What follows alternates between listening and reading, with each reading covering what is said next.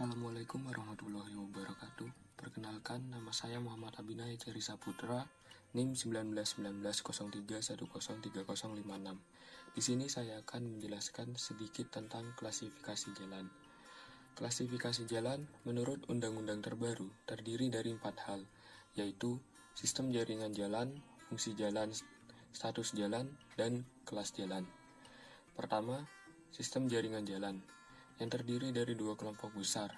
Yang pertama, sistem jaringan jalan primer, yaitu jalan yang menghubungkan simpul-simpul jasa distribusi dalam struktur pengembangan wilayah dengan ketentuan sebagai berikut.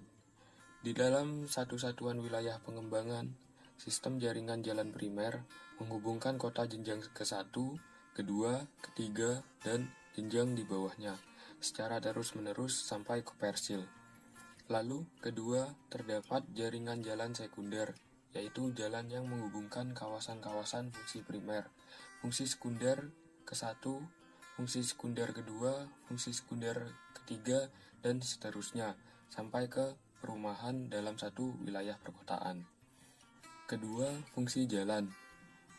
Klasifikasi dari fungsi jalan terdiri dari jalan arteri yang terbagi menjadi jalan arteri primer dan sekunder, dengan ciri-ciri lebar badan jalan tidak kurang dari 8 meter, yang dapat dilalui dengan kecepatan paling rendah 60 km per jam untuk primer dan 30 km per jam untuk sekunder.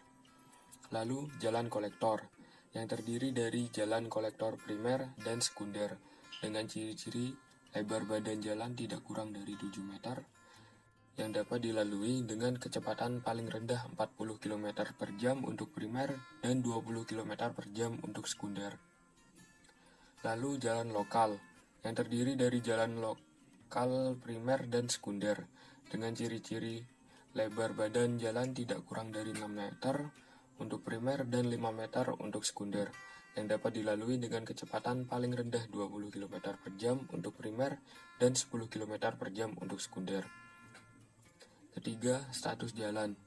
Status jalan dikelompokkan menjadi 5, yakni pertama, jalan nasional, yaitu jalan yang menghubungkan antar ibu kota provinsi dan jalan strategis nasional serta jalan tol.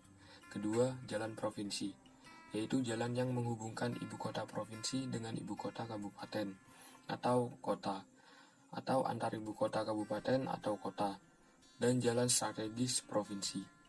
Ketiga, jalan kabupaten, yaitu jalan yang menghubungkan ibu kota kabupaten dengan ibu kota kecamatan, antar ibu kota kecamatan, ibu kota kabupaten dengan pusat kegiatan lokal, antar pusat kegiatan lokal, dan jalan strategis kabupaten.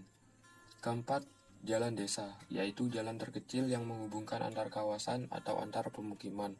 Kelima, jalan kota, yaitu bagian dari jaringan jalan sekunder yang menghubungkan antar pusat pelayanan dalam kota, pusat pelayanan dengan persil, antar persil, dan antar pusat pemukiman di kota.